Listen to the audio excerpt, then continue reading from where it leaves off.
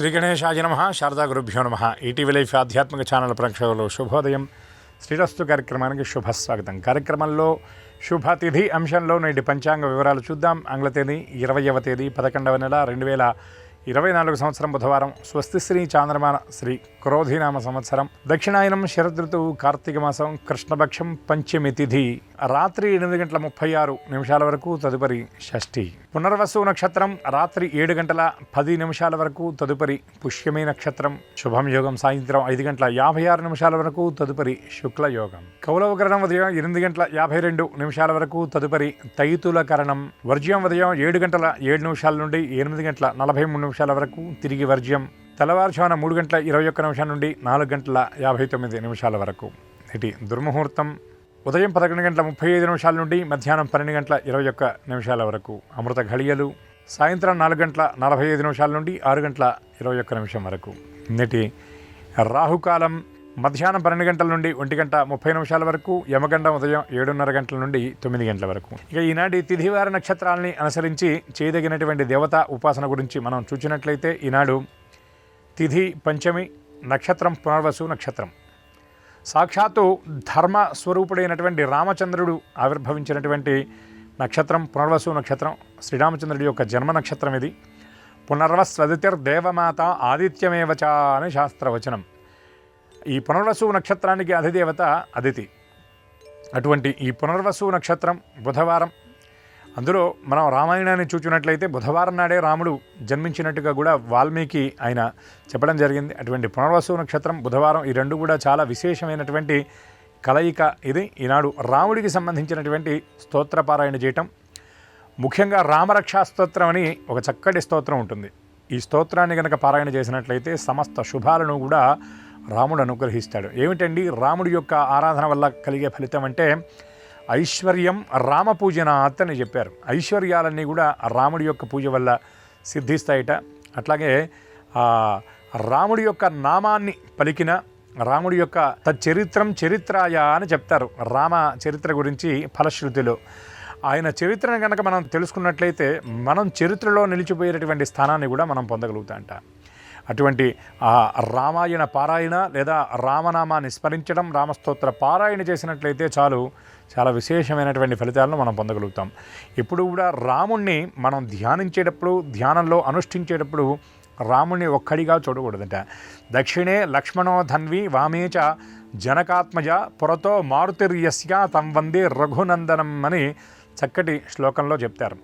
రాముడితో పాటు సీతతో కూడి ఉన్నటువంటి రాముణ్ణి, దక్షిణం వైపు లక్ష్మణస్వామిని, ముందు వైపు సమస్త శుభాలను ఇచ్చేటటువంటి హనుమంతుడితో సహా మనం ధ్యానం చేయాలట. అట్లనే ఈనాడు పంచమి కాబట్టి అమ్మవారికి సంబంధించినటువంటి ఏదైనా స్తోత్రపారాయణ చేసినట్లయితే సమస్త శుభాలను ఆ జగదంబ యొక్క దివ్య కృపకు కూడా మనందరం కూడా పాత్రులవుతాం. కనుక అటువంటి శ్రీరామచంద్రుడి యొక్క దివ్యానుగ్రహానికి, మహాదేవి పరదేవత యొక్క దివ్యానుగ్రహానికి అందరూ పాత్రులవ్వాలని ఆశిస్తూ రామనామస్మరణ పురస్సరంగా స్వస్తి.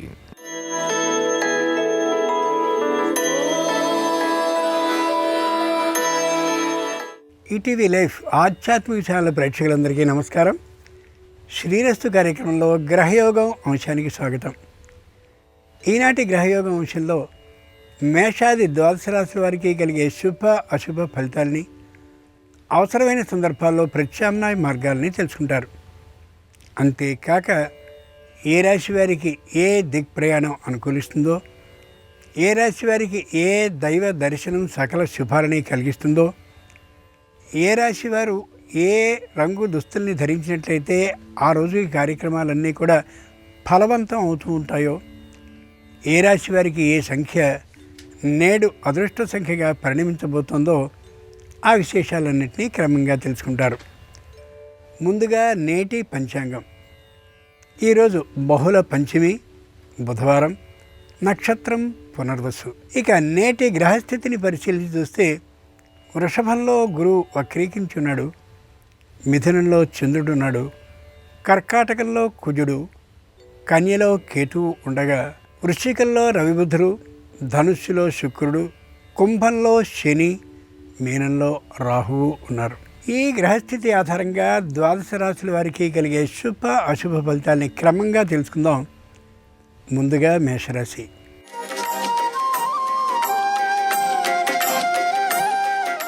ఈరోజు మేషరాశి వారి ఫలితాలని పరిశీలించి చూస్తే మంచి ఆలోచనతోనే ఏ పనైనా చేయాలి అని అనుకుంటారు.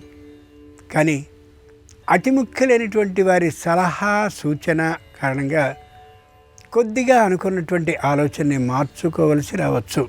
కొత్తదైనటువంటి ఇంటిని కొనడం కానీ లేదా కట్టినటువంటి ఒక ఇంటిని తీసుకోవడం కానీ చేయాలనే గట్టి ఆలోచనలో ఉంటారు. అది ఈనాటికి సాధ్యపడకపోవచ్చు. వివాహానికి సంబంధించినటువంటి ప్రయత్నాలని విశేషంగా చేస్తారు. మీ తరఫున ముమ్మరంగా చేసేవారు ఉండొచ్చు. కానీ అనుకూలమైనటువంటి సంబంధం ఈ రోజుకి దొరికే అవకాశం ఉండకపోవచ్చు. దూరభార ప్రయాణాలని చేయవలసిన అవసరం తాత్కాలికంగా కలిగిన మీరు నిర్ద్వంద్వంగా రాను అని తిరస్కరించినటువంటి కారణంగా ప్రయాణం పూర్తిగా ఆగిపోతుంది. అది చాలా అనుకోదగినటువంటి విషయం అవుతుంది. బుధవారం సందర్భంగా మేషరాశి వారు ప్రత్యక్ష భగవానుడైనటువంటి సూర్యుడిని పూజించి పాయసాన్ని నైవేద్యంగా సమర్పించినట్లయితే తప్పక శుభవార్తను వినే అవకాశం ఉంటుంది. తూర్పు దిక్కు ప్రయాణం అనుకూలం. కలిసొచ్చే రంగు ఎరుపు. అదృష్ట సంఖ్య 9.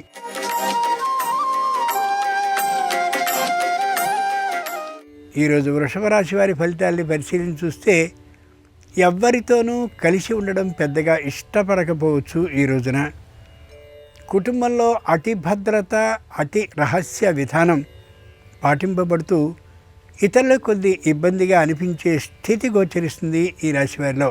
దూరభార ప్రయాణాన్ని చేయడానికి ఏమాత్రం ఇష్టపడరు. అంతేకాక ఆలుమొగల్లో ఒకరికి తాత్కాలికంగా కలిగినటువంటి శారీరక అనారోగ్యం కారణంగా ప్రయాణాన్ని చేయలేకనూ పోవచ్చు. ధనార్జన మీద పెద్దగా దృష్టి అయితే ఉండదు. కానీ ధనాన్ని చక్కనైనటువంటి చోట పెట్టుబడిని పెట్టాలనే దృక్పథంతో ఉంటూ ఎక్కడ ఆ అవకాశాన్ని వినియోగించుకోవాలా తెలియక తాత్కాలికంగా సతమతం అవుతూ ఉంటారు ఈ రాశివారు. బుధవారం సందర్భంగా వృషభ రాశి వారు శ్రీ మహావిష్ణువుని పూజించి పానకాన్ని నైవేద్యంగా సమర్పించినట్లయితే ఆకస్మిక ధన లాభం ఉంటుంది. వ్యాపారం సుఖంగా సాగుతుంది. దక్షిణ దిక్కు ప్రయాణం అనుకూలం. కలిసొచ్చే రంగు తెలుపు. అదృష్ట సంఖ్య 7.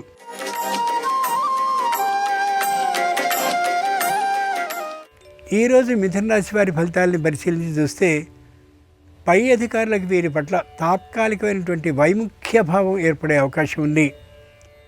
ఆ కారణంగా మాట్లాడే ప్రతి మాట కూడా ఆలోచించి మాత్రమే నిదానంగా మాట్లాడడం అవసరం. ఇతరుల అంటే మీకు వ్యతిరేకమైనటువంటి వారి మాటల్ని పై అధికారులు వినేటటువంటి కారణంగా మీ మీద వేరు అభిప్రాయాన్ని తాత్కాలికంగా ఏర్పాటు చేసుకుని ఉండే అవకాశం ఉండొచ్చు.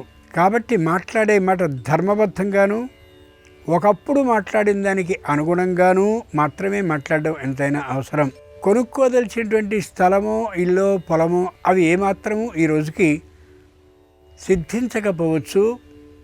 దాని గురించినటువంటి చింతతో ఉండాల్సిన అవసరం ఏమాత్రం లేదు. ఇంతకంటే మంచిదే లభించే అవకాశం వస్తుంది. కాబట్టి అన్నదమ్ములతో అపచెల్లెలతో తాత్కాలికమైనటువంటి మధ్యమ మైత్రి భావం ఉంటుంది తప్ప సంపూర్ణమైన హృదయపూర్వకమైనటువంటి మైత్రి బంధం బాంధవ్య బంధం ఉండే అవకాశం తక్కువ. బుధవారం సందర్భంగా మిథున రాశి వారు శ్రీ వీర వెంకట సత్యనారాయణ స్వామి వారిని పూజించి గోధుమ రవ్వ ప్రసాదాన్ని నైవేద్యంగా సమర్పించినట్లయితే కుటుంబంలో ఐకమత్యం సిద్ధిస్తుంది. న్యాయస్థానంలో విజయం సిద్ధించి తీరుతుంది. తూర్పు దిక్కు ప్రయాణం అనుకూలం. కలిసొచ్చే రంగు ఎరుపు. అదృష్ట సంఖ్య 2.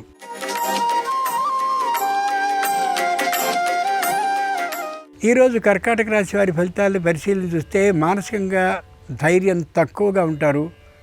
శారీరకంగా కూడా ఆరోగ్యాన్ని మధ్యమంగా కలిగి ఉంటారు.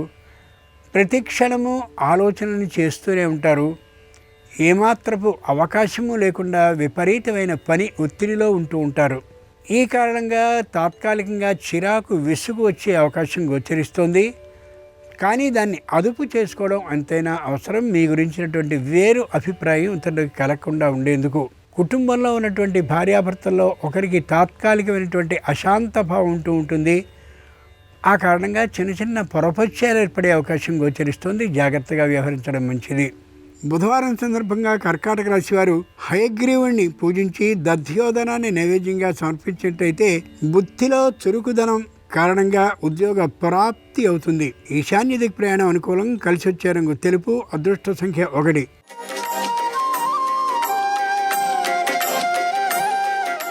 ఈరోజు సింహరాశి వారి ఫలితాలని పరిశీలన చూస్తే మానసికంగా దృఢంగా ఉంటారు, శారీరకంగా ఆరోగ్యకరంగా ఉంటారు. ఏ విధమైనటువంటి నిర్ణయాన్ని వెనక్కి తీసుకోవాలనే ఆలోచనలో లేకుండా ఉంటారు. ఇంతకుముందు చేసినటువంటి వ్యాపారంలో జరిగిన చిన్న చిన్న పొరపాట్లని సర్దుకునేటటువంటి ధోరణి వీళ్ళు గోచరిస్తూ ఉంటుంది. కొత్తగా కొన్నటువంటి లేదా కొత్తగా మరమ్మతు చేసినటువంటి ఇంటికి అనేకమైనటువంటి హంగుల్ని ఏర్పాటు చేయడం కోసం విశేషంగా ధనాన్ని ఖర్చు చేస్తూ కనిపిస్తారు కూడా. ముఖ్యంగా హోమాలు, యజ్ఞాలు, యాగాలు మొదలైనటువంటి వాటిని అన్నింటినీ చేస్తూ విశేషంగా ధన లాభాన్ని పొందాలనే దృష్టితో ఉంటారు ఈ రాశివారు ఈ రోజున. దేనికి సొమ్ము చెల్లించినప్పటికీ కూడా దానికి సంబంధించిన సాధికారికమైనటువంటి చిత్రాలని పంపవలసిందిగా లేదా సాధికారికమైనటువంటి ఫోటోలు ఉండవలసిందిగా ధైర్యంగా కానీ సొమ్ము వసూలు చేసిన వారిని అడిగినట్లయితే స్పష్టతగా వారు ఖర్చు చేసింది లేనిది, నష్టపెట్టింది లేనిది స్పష్టంగా తెలిసిపోయే అవకాశం ఉంటుంది. బుధవారం సందర్భంగా సింహరాశి వారు కుమారస్వామి వారిని పూజించి పట్టిక బెల్లాన్ని నైవేద్యంగా సమర్పించినట్లయితే విదేశీయాన సౌకర్యం ఏర్పడుతుంది. అందున ఆర్థిక లాభం కూడా అయ్యే అవకాశం ఉంది. ఆగ్నేయ దిక్ ప్రయాణం అనుకూలం. కలిసి వచ్చే రంగు నలుపు. అదృష్ట సంఖ్య 2.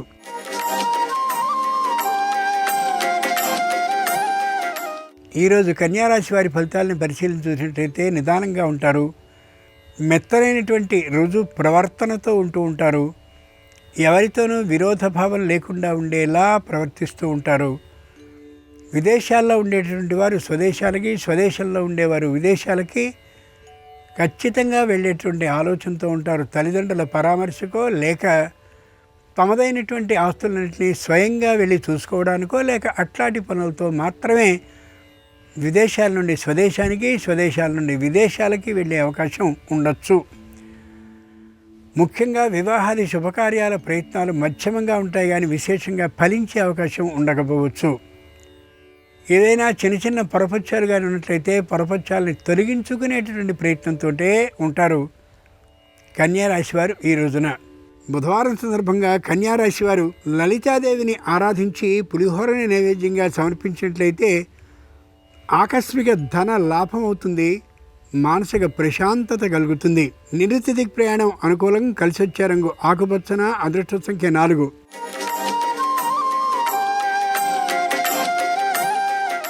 ఈరోజు తులారాశి వారి ఫలితాల్ని పరిశీలించి చూస్తే చాలా ధైర్యంగా ఉంటారు. దేనికి భయపడే విధానమే గోచరించదు.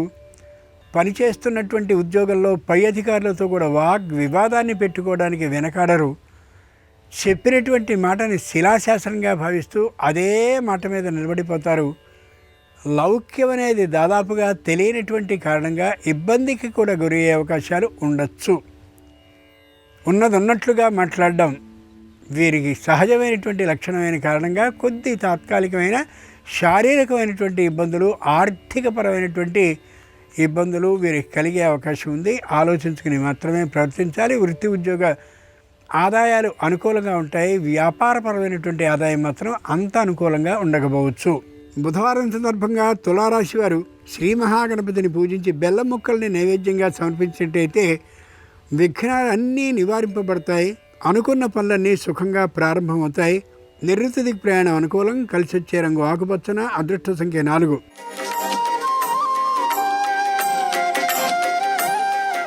ఈరోజు వృశ్చిక రాశి వారి ఫలితాలని పరిశీలన చూస్తే మాట చాలా మెత్తగా ఉంటుంది.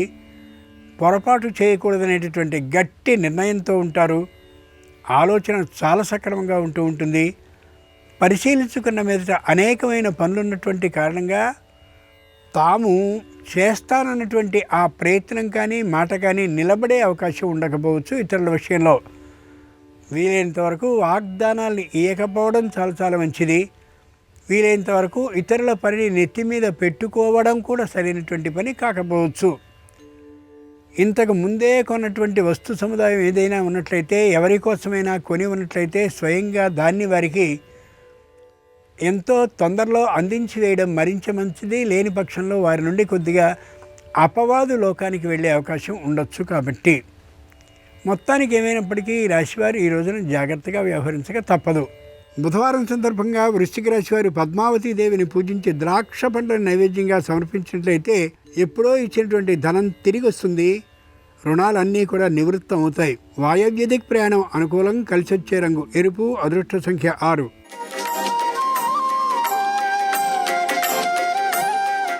ఈరోజు ధనురాశి వారి ఫలితాలని పరిశీలించి చూస్తే ఉన్నమాట ఉన్నట్టుగా స్పష్టంగా మాట్లాడిస్తూ ఉంటారు. లౌక్యం అనేది ఏమాత్రము తెలియనటువంటి వారుగా స్పష్టంగా మనకి అర్థమైపోతారు. ఆ కారణంగా తన ధనం ఏదో అనవసరంగా అన్యాయంగా ఖర్చు అయిపోతుంది అనేటువంటి దిగులుతనంతో నోటికొచ్చినట్టు మాట్లాడే అవకాశం ఉంది. అంచేత ధనాన్ని తీసేటటువంటి సందర్భంలో పూర్తిగా ఆమెకు అర్థమయ్యేలా లేదా ఆయనకు అర్థమయ్యేలా చెప్పి ఆమె ఎదుట మాత్రమే ధనాన్ని వినియోగించుకోవడం లేదా ధనాన్ని మరో చోట పెట్టుబడి పెట్టుకోవడం చేయడం ఎంతైనా మంచిది. లేని పక్షంలో నలుగురిలో అవమానానికి గురయ్యే అవకాశం గోచరిస్తోంది. ఏది ఏమైనప్పటికీ ఈవేళ అనుకూలమైనటువంటి ప్రయత్నాన్ని అనుకూలమైనటువంటి లాభాన్ని మాత్రమే పొందుతారు. నష్టం ఏమాత్రము పోయే అవకాశం లేదు. బుధవారం సందర్భంగా ధనురాశి వారి లక్ష్మీదేవిని పూజించి అరటి పండ్లను నైవేద్యంగా సమర్పించినట్లయితే ధైర్య సాహసాలు సొంతమవుతాయి. వ్యాపారం అనుకూలంగా ఉంటుంది. ఉత్తర దిక్ ప్రయాణం అనుకూలం. కలిసి వచ్చే రంగు తెలుపు. అదృష్ట సంఖ్య 7.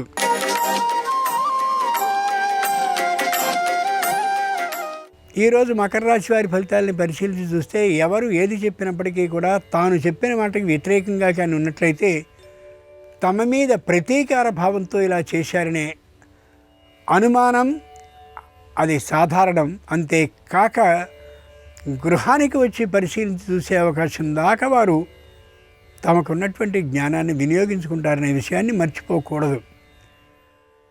చదువుతున్నటువంటి పరీక్షలో కానీ చేస్తున్న ఉద్యోగంలో కానీ తప్పక ఉత్తీర్ణులు కాలేరు, అనుత్తీర్ణులుగానే ఉండిపోతారు. తత్కారణంగా కనిపించే ప్రతి విషయంలోనూ కూడా వ్యతిరేక ఆలోచన మాత్రమే పెరుగుతూ ఉంటుంది ఈ రాశి వారికి. ఈ రోజున వృత్తిపరమైన ఆదాయం అనుకూలంగా ఉంటుంది. వ్యాపారపరమైన ఆదాయం కూడా అనుకూలంగానే ఉంటుంది.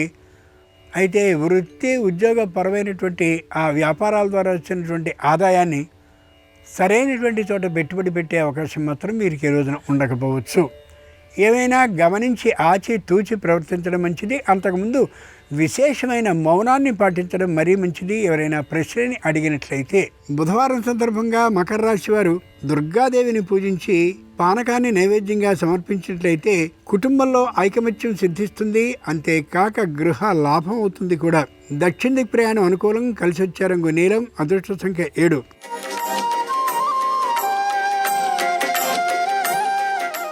ఈరోజు కుంభరాశి వారి ఫలితాలని పరిశీలన చూస్తే కుటుంబ సభ్యులకి అన్ని విషయాలని చెప్పి మాత్రమే చేస్తూ ఉంటారు. కానీ అంత అవసరం లేదేమో అనుకుని 1-2 అంశాలని చెప్పకపోయిన కారణంగా కుటుంబంలో వాతావరణం మొత్తం వేడెక్కిపోయే పరిస్థితి గోచరిస్తోంది. తొందరపడి మాట్లాడేయడం, తొందరపడి నిర్ణయాన్ని ప్రకటించి వేయడం సరికాదనే యథార్థాన్ని గ్రహించుకుని ఒకవేళ తప్పే కానీ ఉన్నట్లయితే వెంటనే తప్పుని అంగీకరించడం మంచిది తప్ప తప్పుని లోపల పెట్టుకుని దాని మీద వాదన చేయడం ఇబ్బందిని కలిగించే అంశంగానే కావచ్చు. ఆర్థికమైనటువంటి లాభం బలంగా వచ్చినటువంటి కారణంగా కొందరు వృద్ధులైనటువంటి వారిని, మరికొందరు బాలురైనటువంటి వారిని స్వయంగా తాము ఎన్నుకుని వారికి వస్త్రాలని కానీ వారికి అవసరమైనటువంటి వస్తువుల్ని కానీ ఇచ్చి వారి ముఖంలోని ఆనందాన్ని గమనించడం ఈ మాసంలో చాలా అవసరం. కలిసి వచ్చేటువంటి అంశము కూడా. బుధవారం సందర్భంగా కుంభరాశి వారు సాక్షాత్ ఆంజనేయ స్వామి వారిని పూజించినట్లయితే, నేరేడు పండ్లను నైవేద్యంగా సమర్పించినట్లయితే భూ లాభం కలుగుతుంది. తూర్పు దిక్ ప్రయాణం అనుకూలం. కలిసి వచ్చే రంగు ఎరుపు. అదృష్ట సంఖ్య 2.